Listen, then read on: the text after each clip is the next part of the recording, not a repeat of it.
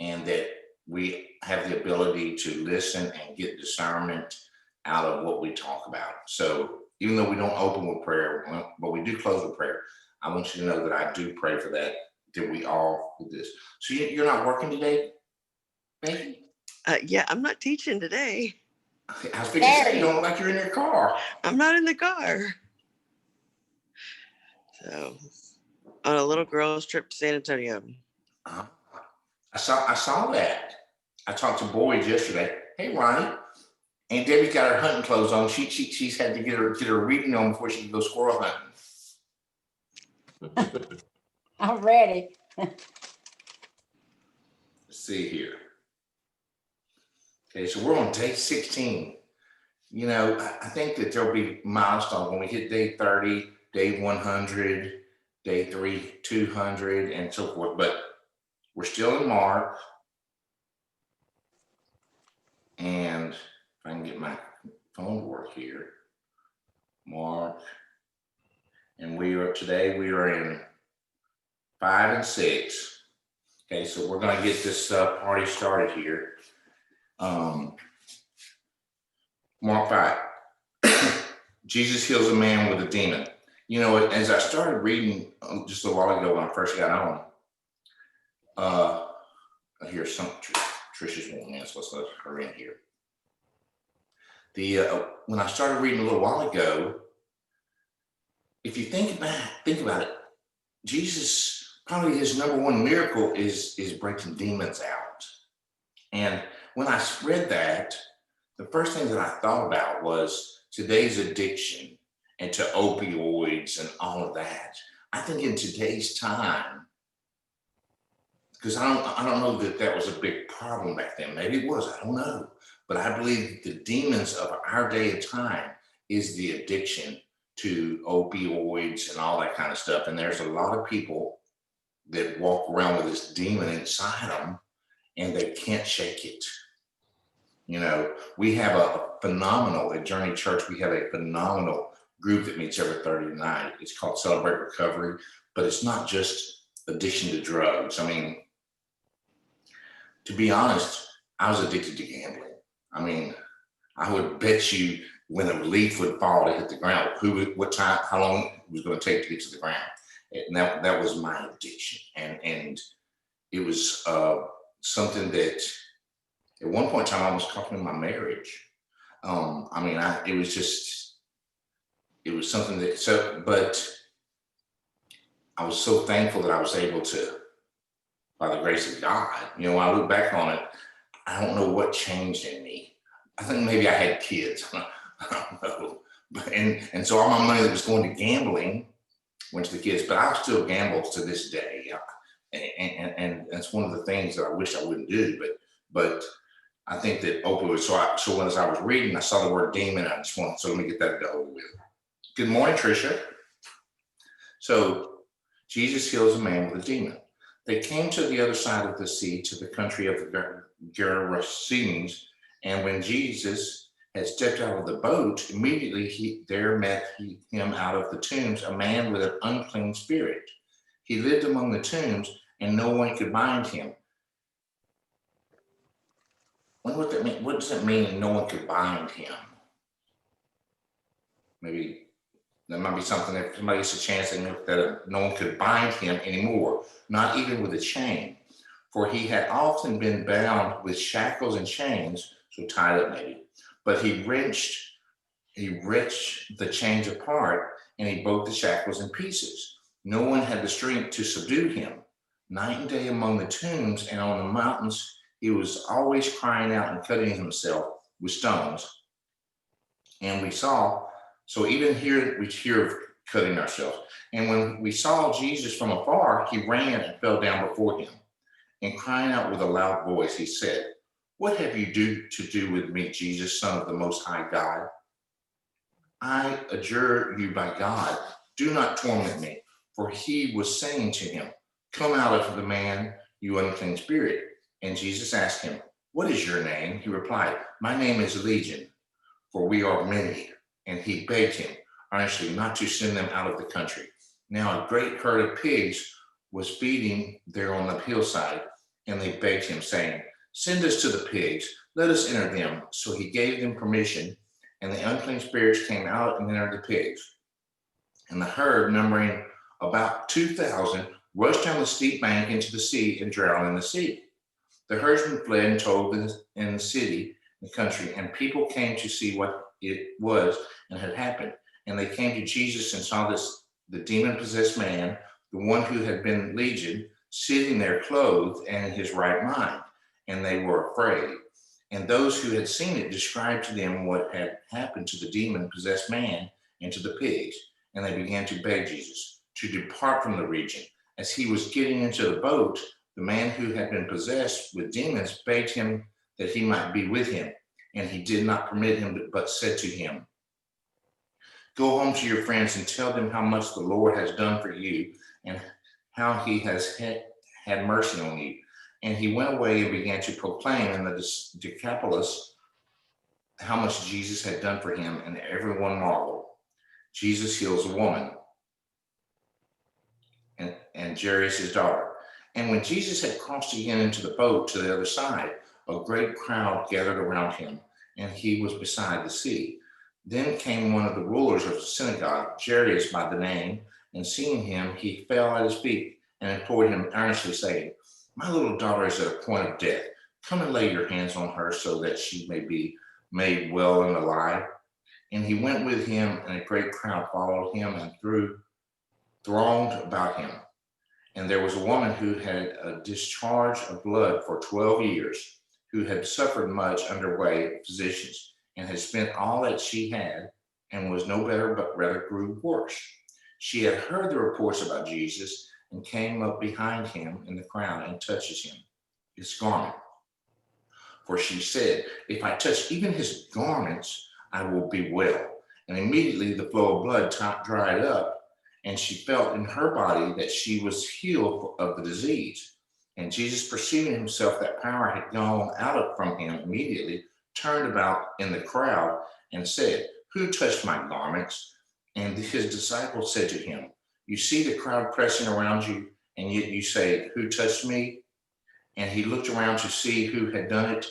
But the woman, knowing what had happened to her, came in fear and trembling and fell down before him and told him the whole truth. And he said to her, "Daughter, your faith has made you well. Go in peace and be healed of your disease."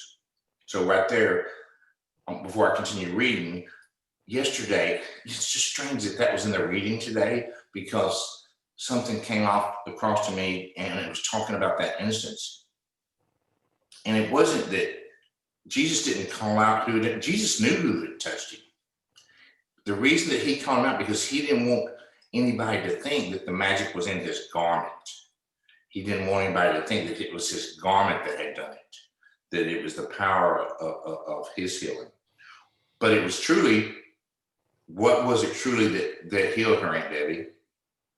Or faith. There you go, her faith. That's exactly right. She had such faith in Jesus Christ and his abilities and who he was, that she was healed just by touching his garment. Once again, we see here again at another time in Jesus' time where a person's faith, that really and truly he didn't have to do anything, but he calls her out because he wants everyone to see it's not his clothing that does it.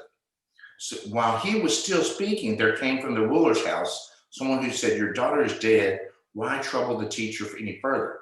But overhearing what they said, Jesus said to the ruler of the synagogue, "Do not fear, only believe." And he allowed no one to follow him except Peter and James and John, the brother of James. They came to a house of the ruler of the synagogue, and Jesus saw a commotion, people weeping, wailing loudly. And when we had entered the house, said to them, "Why are you making a commotion and weeping? This child is not dead, but sleeping." And they laughed at him. But he put them all outside and took the child's father and mother and those who were with him, and went with their child to their child. Taking her by the hand, he said to her, "Talum cumi," which means, "Little girl, I say to you, arise." And immediately the girl got up and began walking, for she was 12 years of age. And they were immediately overcome with amazement.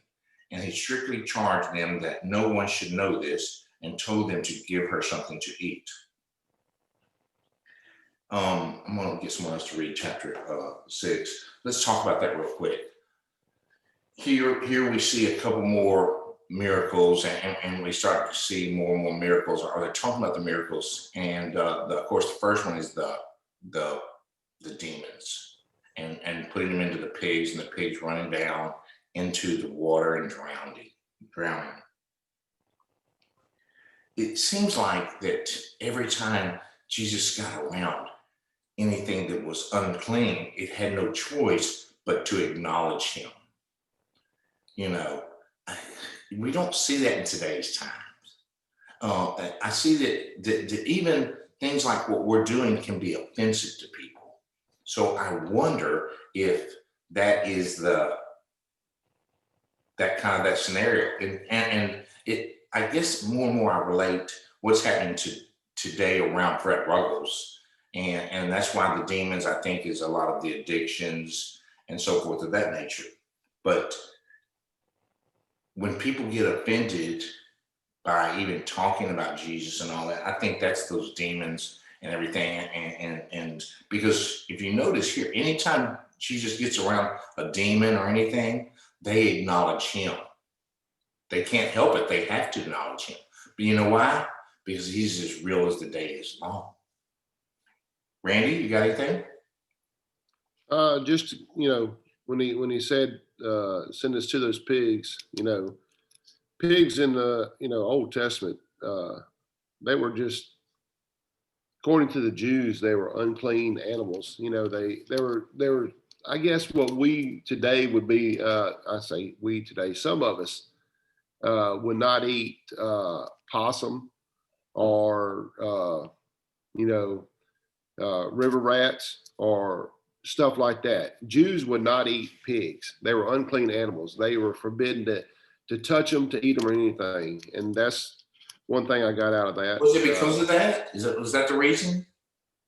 What's that? Was that the reason, because they felt there were demons in them, or? Yes. I mean, that's what my subnotes say. It says, according to the Old Testament, Leviticus, pigs were unclean animals. Mm-hmm. They meant they cannot be eaten or touched by a Jew. I like a good pork chop. I ain't gonna lie. I like a good pork chop. And the demon possessed man, his name was Legion because he had thousands of demons in him. Legion back then was strictly it was a Roman army consisting of 3,000 to 6,000 soldiers. So the reason his name was Legion, because he had so many demons in him. Wow. So obviously this guy was a big man, a strong man that everybody feared just looking at him. So they didn't want to mess with him. Even the guys, I guess the people in the army didn't want to mess with him because he was so big. Almost like, you picture Goliath. Mm-hmm. That's what I thought. How he smashed the shackles. Every time they put stuff on him, he just tore through them. So, well, just now thinking about it, the Green Mile. I mean, that guy in there. I mean, he was so huge. I mean, nobody could. He was just so big, and he had demons possessed in him. Mm-hmm. Thinking about that, he had him. So, yeah.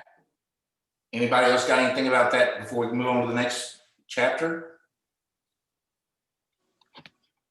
Anybody that would like to read the next chapter? And I'm going to wait and give time here. I don't mind reading it. They're running out. I was giving time. I got it. Man, big dog. I'll read it. And I'm reading the New International Version. It's just slightly different wording, but similar to yours. What were you reading, Fred? ESV, early English Standard Version. I'm sorry, that's what the English Standard Version. My son, he tried to school me on all this, and I still don't. But it's English ESV, English Standard Version. Okay. Well, I'm in the New International Version. So Mark 6. a prophet without honor. Jesus left there and went to his hometown accompanied by his disciples. When the Sabbath came, he began to teach in the synagogue, and many who heard him were amazed. Where did this man get these things? They asked. What's this wisdom that has been given him? What are these remarkable miracles he is performing? Isn't this the carpenter? Isn't this Mary's son and the brother of James, Joseph, Judas, and Simon? Aren't his sisters here with us? And they took offense at him. Jesus said to them, a prophet is not without honor except in his own hometown, among his relatives, and in his own home. He could not do any miracles there except lay his hand on a few sick people and heal them. He was amazed at their lack of faith. Jesus sends out the 12. Then Jesus went around teaching from village to village, calling the 12 to him. He began to send them out 2 by 2 and gave them authority over impure spirits. These were his instructions. Take nothing for the journey except a staff. No bread, no bag, no money in your belts. Wear sandals, but not an extra shirt. Wherever you enter a house, stay there until you leave that town. And if any place will not welcome you or listen to you, leave that place and shake the dust off your feet as a testimony against them. They went out and preached that people should repent. They drove out many demons and anointed many sick people with oil and healed them. John the Baptist beheaded. King Herod heard about this, for Jesus' name had become well known. Some were saying, John the Baptist has been raised from the dead, and that is why miraculous powers are at work in him. Others said, he is Elijah, and others still claim he is a prophet, like one of the prophets of long ago. Excuse me. But when Herod heard this, he said, John, whom I beheaded, has been raised from the dead. For Herod himself had given orders to have John arrested, and he had him bound and put in prison. He did this because of Herodias, his brother Philip's wife, whom he had married. For John had been saying to Herod, it is not lawful for you to have your brother's wife. So Herodias nursed a grudge against John and wanted to kill him. But she was not able to, because Herod feared John and protected him, knowing him to be a righteous and holy man. When Herod heard John, he was greatly puzzled, yet he liked to listen to him. Finally, the opportune time came. On his birthday, Herod gave a banquet for his high officials and military commanders and the leading men of Galilee.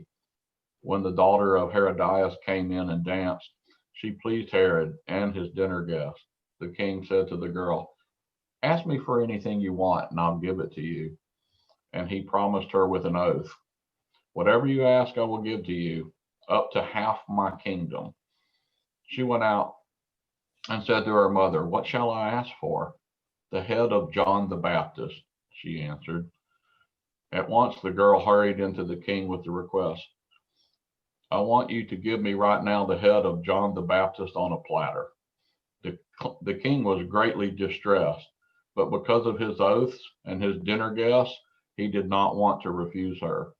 So he immediately sent an executioner with order to bring John's head. The man went, beheaded John in the prison, and brought back his head on a platter. He presented it to the girl, and she gave it to her mother.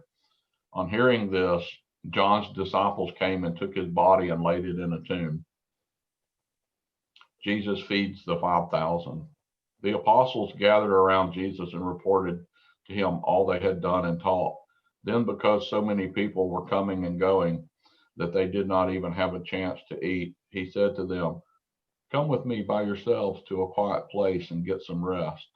So they went away by themselves in a boat to a solitary place. But many who saw them leaving recognized them and ran on foot from all the towns and got there ahead of them. When Jesus landed and saw a large crowd, he had compassion on them because they were like sheep without a shepherd. So he began teaching them many things. By this time it was late in the day, so his disciples came to him. This is a remote place, they said, and it's already very late. Send the people away so that they can go to the surrounding countryside and villages and buy themselves something to eat. But he answered, you give them something to eat. They said to him, that would take more than a half year's wages. Are we to go and spend that much on bread and give it to them to eat? How many loaves do you have? He asked. Go and see. When they found out, they said, 5 and 2 fish. Then Jesus directed them to have all the people sit down in groups on the green grass. So they sat down in groups of hundreds and fifties. Taking the 5 loaves and the 2 fish and looking up to the heaven, he gave thanks and broke the loaves. Then he gave them to his disciples to distribute to the people. He also divided the 2 fish among them all. They all ate and were satisfied, and the disciples picked up 12 basketfuls of broken pieces of bread and fish. The number of men who had eaten was 5,000. Mm. Jesus walked on water. Immediately, Jesus made his disciples get into the boat and go on ahead of him to Bethsaida while he dismissed the crowd. After leaving them, he went up on a mountainside to pray. Later that night, the boat was in the middle of the lake and he was alone on land. He saw the disciples straining at the oars because the wind was against them. Shortly before dawn, he went out to them walking on the lake. He was about to pass by them, but when they saw him walking on the lake, they thought he was a ghost. They cried out because they all saw him and were terrified. Immediately he spoke to them and said, take courage, it is I, don't be afraid. Then he climbed into the boat with them and the wind died down. They were completely amazed, for they had not understood about the loaves. Their hearts were hardened. When they had crossed over, they landed at, I don't know this town, Gennesaret, and anchored there. As soon as they got out of the boat, people recognized Jesus. They ran throughout that whole region and carried the sick on mats to wherever they heard he was, and wherever he went, into villages, towns, or countryside, they placed the sick in the marketplaces. They begged him to let them touch even the edge of his cloak, and all who touched it were healed. There's a lot of reading in that chapter right there, and we once again we see here's where he feeds the 5,000. What a miraculous miracle! And I think that he also he gives authority to the disciples to go out. And did you notice what he told them? Take nothing. Take no money. Take nothing. Yeah. And the question that I wrote down to ask, does anybody know what that means when he tells them to shake off the dust off his feet? If he goes to a town and they don't accept him, to shake his feet off, shake the dust off their feet. I was curious what that meant. I don't know. I just took it as a symbol to move on, go find the believers. But in my synopsis thing says that they were very, very successful. And when they came back, that they had many, many stories to tell Jesus about the successes. And then Jesus, I'm not saying that he tested them or whatever, but so he sits down and starts teaching, and he tells them, go, let's feed these people. Before we leave, let's feed everybody. And they're like, wait a second. Yeah. Would we spend our money to go to do? And so I think he gives a lesson once again. Mm-hmm. And I want to say, oh, ye of little faith. And what does he do? He takes the loaves of bread and a couple fish, and boom, everybody's fed. Randy? Mine on the dust, it says the pious Jews shook the dust from their feet after passing through the Gentile cities or territory to show their separation from Gentile influences and practices. When the disciples shook the dust from their feet after leaving a Jewish town, It was a vivid sign that they wished to remain separate from people who had rejected Jesus and his message. Ah. So don't ever take your sandals off and shake the dust off. Don't do it. Don't reject. Ooh. Becky, you got anything this morning? It just amazed me that you would. Can you imagine in these days and time leaving with nothing to go somewhere? Well, Yeah. For instance, Becky, you're going to San Antonio. How much are you packing? You and them girls. Exactly. I mean, just for a day trip. I mean, you know, that's and be very on faith. appealing to me though, is to just to put all the money down, to put the home and car, all that down, and just go. I don't want to go to the desert. I mean, I want to go down there to Jamaica or something like that where it's nice and live off the land. That has always appealed to me. I think that I would have much rather been back in the old cowboy days. And to be honest with you, I'd like to have been back in these days. I think that, our lives are hard, but our lives are hard with stress and the things around us. Their lives was just hard in general about survival because they didn't have these big fancy gadgets, these computers that you could look at other people and talk to. That wouldn't, so, but it's a sign of the times. But Becky, I'll be honest with you, I've always wanted to just lay it all down. Now, is that realistic? People do it all the time. Yeah. They really do. These missionaries, they'll lay everything down. I'll never forget. About 3 years ago, I had this couple come in, and they were probably late 60s, and they said in their late 50s that they had sold everything they had and bought a plane ticket. And I don't remember where it was, to India or wherever, and that since that day they have lived minimalist and just lived by the grace of God.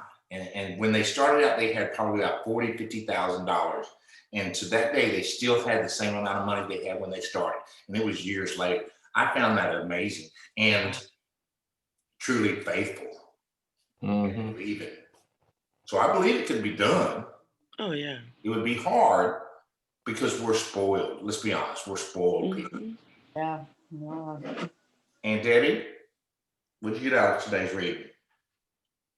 Well, I just tell you, he was an amazing man. I would have really liked to live back in them days. Could you imagine? Like that song, walking and him doing the things he did, the miracles. And, it's hard for us as human. I mean, we know it happened, he did it. But when I would have just loved to sing it, just to see him. That's what I'm thinking, just to touch him, to see him do things like that. I would have stand. I mean, we just think about it. We stand in awe today of what he did. Mhm. Today, over 2,000 years later, we stand in awe and we talk about the things that he did 2,000 years later. So to imagine, but a lot of people saw it, and what did they do? They still persecuted and still, and it was his people. It was his people that truly did it, and I think that we'll continue to see that.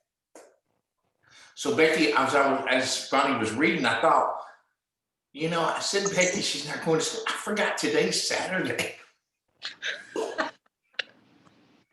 Couldn't figure why she went on the bus. I don't even know what day it is, but I'm so excited as we get ready to close here. I'm so excited my baby girl came home. So anytime Caroline comes home, it's a wonderful, wonderful thing. And Becky, so you're going to San Antonio with your baby girl? So we're here. We came last night. You're already in San Antonio. Yes. Oh. Ah. Well, listen, I would tell you to reach out to Boyd, but I don't want to put you. Boyd's kind of a different kind of cookie. Me and Boyd I love him to death. He's a wonderful man, but Boyd's kind of Boyd is Boyd. But it'll be a time and a place. Huh? It'll be a time and a place. Yeah, But I'm going to tell him that you're in San Antonio. So if you want to reach out to him, I'm going to tell him that you're there. You know, he's on Facebook. I don't know if you know that. Okay. He doesn't do a lot on there. He goes by Boyd Byerly. So he's on Facebook as Boyd Byerly. But Fred, I got something real quick. sure, go ahead. You know, in the first part of chapter 6, where, you know, he's in his hometown and his hometown disrespects him and doesn't believe in him or anything. Mhm. You know, if you look and bring that 2,000 years to today, people today are still the same. You know, just we have a young kid that graduated Benton High School, I think 3 years ago now, but his senior year, he was on American Idol. He made it down to the top, I think 3 or 4. And people around here act like it's not a big deal. They, you know, when he comes in town, it's not a big deal. They, you know, they don't show him any respect or anything. But anytime he goes anywhere else, he's like a celebrity. Mhm. That and just, you know, Duck Dynasty. I got several friends that live in West Monroe. They can care less about Duck Dynasty. They you know, they can care less about the Duck Commander and how their faith, you know, how they live by their faith and everything. You know, they just think it's no big deal, you know. And that right there just shows you things have not changed in over 2,000 years. You know, people that know you best or grew up with you, they don't respect you and so forth in your hometown. You know, it's funny you say that because in my synopsis here it says Nazareth greets Jesus with dismissive cynicism. Neighbors and family members he has known his whole life recognizes his wisdom and his teaching, but reject the homegrown boy who teaches. These reactions embody the adage of family breeds contempt. Family breeds contempt. Ironically, the attitude of those closest to Jesus seem to agree with that assumption. And if you think about it, and you may have seen this before, but in John 1:46, nothing good comes from Nazareth. You know, I've seen that in some movies and stuff. Like I've seen where they say that adage, nothing good comes from that. So Randy, it's exactly what you're saying. The people that were around him and saw him grew up. So it makes me wonder, you know, that's that contempt. You see that a lot in our community in Alexandria. I see it. It's like nobody wants anybody else to be successful. It's a contempt. And I think that people do that, Randy, because I think it's their inner, they want to be better, I guess, or something of that nature. But like you said, even back then, it's happening today. So we've got to try to be better as individuals. And move forward, you know, verse 42 or 44, where it says a total of 5,000 men and their families were fed. Everybody knows of the 5,000, but how many really were fed? It was possibly 10,000 because if family and their families. I mean, it's a possibility. It's 5,000 men and their families. I mean, that right there is unbelievable. I mean, Mind blowing. yeah.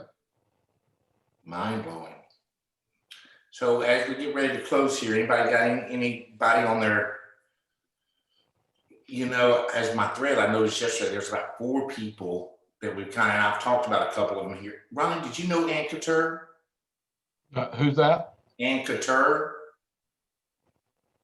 There's 3 people in Jasper that passed away within the last 48 hours of that COVID stuff. Who's that other girl, Aunt Debbie? It was Sister Donese. That was Donese. That was Diane Miller's sister. Yeah. And then there was 2 other girls. Tricia knew who them were. They all died from the COVID. Well, I think in our communities, all of us, and Becky, I mean, your community is pretty large over there in Houston, Texas, and Ronnie and Becky are both in Houston, so there's a lot over there. If there's anybody that we need to lift up, you know, besides ourselves, because understand something, I always want y'all to lift me up, because I told somebody the other day, I literally can feel the prayers. There's times where I just know somebody's praying for me. So if you know, is there anybody would like for us to lift up? My wife's brother has it too. Sorry. Go ahead. Sorry. Yeah, I was gonna say my wife's brother has tested positive for COVID. He's doing okay. He's a pretty tough guy, and so I know people that have had it, like our buddy Matthew Whitehead had it. Really? He was out, I called him to check on him. I was so worried about it. Matthew had COVID and pneumonia at the same time. I'm sorry, not pneumonia, but he tested positive for COVID and flu at the same time. I was worried to death about the boy. And I'd call him, I said, "Are you okay?" And he goes, Yeah, I was out in the yard mowing, or whatever. And I go, "Dude," he goes, so he was one of the people that, he fought it off real easy. He said, "It's like I got a bad head cold," and he said the biggest thing about him was he lost his taste. Otherwise, he said, if I wouldn't have lost my sense of smell and taste, I would have thought I just had a cold. But he went and got tested because he did lose his sense of taste and ended up testing positive for COVID and the flu simultaneously, which you would think is dangerous. Serious danger. Yeah. But he was, he said, yeah, I was, had a little rough time, for a couple of days. I was tired and so on. But then I know other people that have it, John Spears and his entire family had it, and I was like, "Is everybody okay?" Calling over there and checking, and he's like, "Yeah, I don't even think they didn't even have fevers or whatever, but they all tested positive." Really? And so it affects a lot of different people in a lot of different ways, and you have to pray that people are able to fight it off, and it's like my brother-in-law has it, and he's a pretty tough guy, but it's been rough on him. He said it was pretty rough. It's been like a really bad flu and bronchitis kind of thing, Like you said, everybody tastes it different and everything. Yeah. Yeah, Bonnie's friend Linda, they had took her off the ventilator and did a trach on her. And yesterday or the day before, they had to put her back on the ventilator at 100%. She's young. She's been in the hospital, 2 or 3 months fighting it. We've got a lot of family members got it. Jimmy Spivey's got it. His wife's got it. Shane's got it. Yeah, we got Fred had a lot of our family members, but they're doing good. Like he said, that some people it just hits and it just takes them out. I mean, you just, But we have to pray for them, and we have to pray for healing of it. But most of all, and I'm going to challenge. If y'all notice, I like to challenge a lot of things. We've got to make sure that they know Jesus Christ.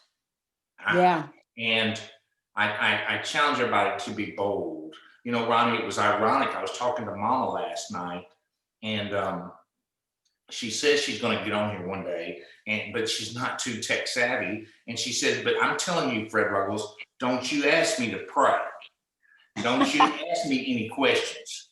And I said, "Mama," "well, you probably shouldn't come because, as a matter of fact, Ronnie Dry was talking about how we are in a situation and we don't, we kind of shy away from it and all that kind of stuff, and we're called to be bold." And she goes, "Ronnie Dry's in there?" I was like, "Yeah, Ronnie Dry's in there." Because she remembers I was such a little hellion when I was a child. No way. Listen, I love all y'all. We're going to get off here. Becky, y'all be safe in San Antonio. And y'all have a great day. Randy, tell your family I said hi. And we're going to close in prayer. Dear gracious Heavenly Father, I want to thank you so much for having my family close to me today. I want to thank you for this group that you put here. I ask that you open our hearts, give us discernment to lead others, Lord, and just don't help us to be bold and say your name in front of them. Help us to reach out to them. We know right from wrong, Lord, and help us to guide us. Lord, it's you who we love. I thank you so, so much for my children. Help us lead and guide them, Lord. Most of all, I want to thank you for this word that you put before us. I want to thank you for your son, Jesus Christ. He died so we might live. I thank you with all my heart and all my soul. In Jesus Christ's name I pray. Amen. Amen, Amen. brother. I Amen. love y'all. Love you too, brother. Have a good day. On it, Debbie. Bye, y'all.